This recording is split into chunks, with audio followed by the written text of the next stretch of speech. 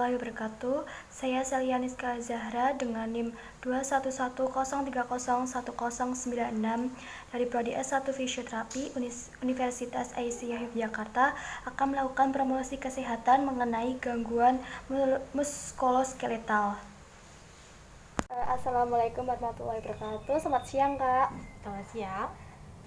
Mohon maaf, saya Salianiska Zahra dari Universitas Aisyah Yogyakarta. Saya di sini akan sedikit menjelaskan mengenai gangguan muskuloskeletal. Nah, sebelumnya kakak pernah mendengar tentang penyakit ini belum ya? Belum. Oke. Jadi pengertian dari gangguan muskuloskeletal ini itu adalah kondisi yang terjadi gangguan fungsi pada ligamen, otot, saraf, sendi, dan tendon, serta tulang belakang.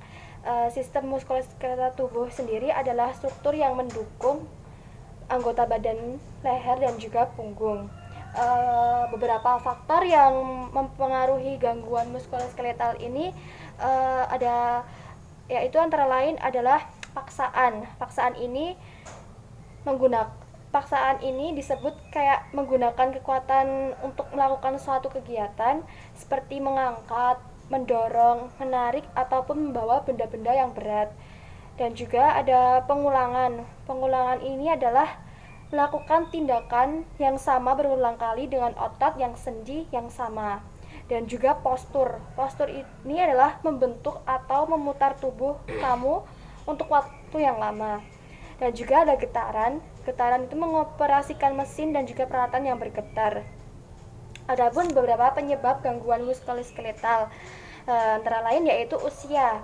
Lanjut usia ini sering ya mengalami nyeri muskuloskeletal dari sel-sel tubuh yang rusak. Dan juga ada pekerjaan. Beberapa pekerjaan membutuhkan tugas yang berulang atau menyebabkan sikap tubuh yang buruk sehingga membuat resiko mengalami gangguan muskuloskeletal ini. Dan juga ada tingkat aktivitas menggunakan otot terlalu berlebihan maupun terlalu lama tidak aktif seperti duduk sepanjang hari dapat menyebabkan gangguan muskuloskeletal. Dan juga gaya hidup. Gaya hidup ini atau atlet lebih sering beresiko untuk gangguan muskuloskeletal. Jaringan otot itu bisa rusak akibat kelelahan dengan kegiatan sehari-hari. Cedera atau trauma di suatu bagian yang disebabkan oleh gerakan yang tiba-tiba seperti kecelakaan mobil dan juga jatuh dapat menyebabkan nyeri muskuloskeletal. Penyebab lain nyeri termasuk salah satunya posisi tulang belakang dari postur tubuh yang buruk atau pendeknya otot dari kurangnya aktivitas.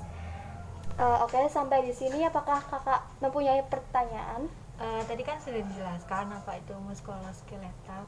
Iya. Nah, itu kan bisa terkena siapa saja, baik itu usia remaja, orang tua kan siapa saja bisa kena. Nah, tapi untuk kita mengetahui kita itu kena muskuloskeletal tersebut itu gejalanya seperti apa? Oh iya, berarti kakak ini bertanya mengenai tentang gejala muskuloskeletal ya. Oke, ada beberapa variasi, setiap orang memiliki tanda-tanda gejala umum ya, gejala umum pada muskuloskeletal. Nah, gejala-gejala ini salah satunya itu adalah nyeri atau ngilu, kelelahan, gangguan tidur, peradangan atau pembengkakan, penurunan rentang gerak, hilangnya fungsi dan kesemutan, mati rasa atau kekakuan, kelemahan otot atau kekuatan cengkraman itu menurun. Itu sih kak gejala-gejala pada gangguan muskuloskeletal. Apakah kakak bisa tahu atau apakah kakak sudah paham? Sejauh ini sudah paham. Apakah ada pertanyaan lain dari kakak? Nah, kan kita ini sebagai mahasiswa, kan kita seharian itu bisa di depan komputer itu lama banget ya kak. Iya. Nah, Zoom dan lain-lain, apakah mahasiswa seperti kita dan teman-teman yang lain itu bisa mudah terkena muskuloskeletal? Kan kita kan jadi sedikit gerak, mungkin ya cuma di depan komputer kayak gitu. Iya. Mungkin apakah mudah gitu loh, rentan terkena hal tersebut. Oke. Jadi kakak ini bertanya mengenai apakah remaja seperti kita atau mahasiswa seperti kita ini bisa terkena muskuloskeletal ya? Rentan terkena Iya. muskuloskeletal. Sepertinya itu bisa ya, muskuloskeletal ini bisa menyerang usia siapa saja, termasuk lansia dan juga mahasiswa seperti kita. Karena sekarang kan mahasiswa itu harus dituntut untuk eh, duduk di depan komputer terlalu lama. Jadi itu kayak faktor dari muskuloskeletal sendiri tentang postur saat kita duduk dan juga paksaan harus duduk terlalu lama. Jadi mungkin itu juga bisa menyebabkan kita mahasiswa terkena muskuloskeletal sih kak. Oke, apakah kakak ada pertanyaan lain mengenai ini? Kan misalnya kita udah tahu nih, kayak mahasiswa remaja itu bisa mudah rentan terkena. Nah kalau misalnya nih udah ngerasain kayak waduh sakit nih, itu ngobatinya gimana ya kak? Kan kita belum tahu, paling cuma diobatin biasa gitu. Oh iya. Tentang pengobatan untuk muskuloskeletal sendiri ini kita sebagai fisioterapi ya, itu tuh ada teknik sendiri untuk mengobati muskuloskeletal sendiri, yaitu dengan cara teknik relaksasi atau terapi pijat gitu kak. Habis itu kakak bisa ke dokter untuk bertanya dan juga nanti akan diberikan suntikan dengan obat anestesi atau antiinflamasi dan juga penguatan otot dan latihan peregangan. Jadi kalau muskuloskeletal sendiri tidak ditangani dengan baik, itu bisa menyebabkan komplikasi atau efek gangguan muskuloskeletal berkepanjangan. Jadi kalau misalnya kita kayak udah ngerasa aduh sakit nih, kayaknya kena muskuloskeletal. Nah kalau di daerah kakak sendiri ada tentang terapi pijat, itu bisa datang ke sana atau ke dokter dulu. Nanti akan diberikan suntikan obat anestesi atau antiinflamasi sih kak.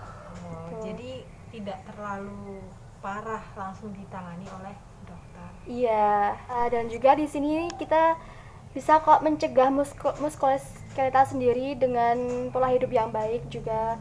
Dan juga ada beberapa caranya ini kak. Kan kita sebagai mahasiswa tadi kan disebutkan bahwa kita dituntut harus duduk di depan komputer lama gitu kan. Jadi kalau kita ngerasa pegel gitu, kita bisa cari tempat duduk kursi atau dikasih bantalan gitu buat duduk biar kita tuh tidak pegel. Dan juga kalau muskuloskeletal tadi kan tentang kayak otot dan juga nyeri gitu kan kak. Jadi kita bisa duduk atau mengambil, misalnya ada pulpen jauh gitu, kita bisa deketin pulpen kita itu dekat kita, jadi kita nggak perlu mengambil benda itu terlalu jauh ya. Habis itu membatasi mengangkat beban yang terlalu berat dan juga beristirahat cukuplah kak untuk kita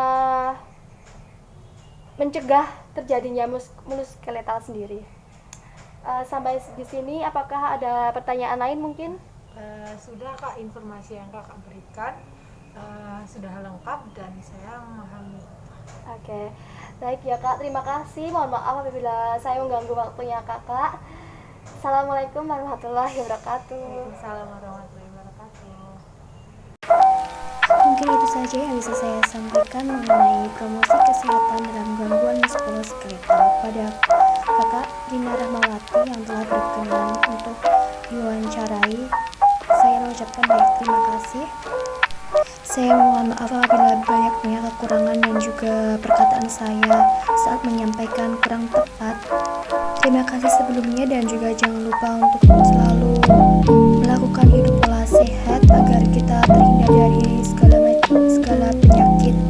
Terima kasih sebelumnya, mohon maaf apabila ada banyaknya kekurangan maupun kesalahan. Wassalamualaikum warahmatullahi wabarakatuh.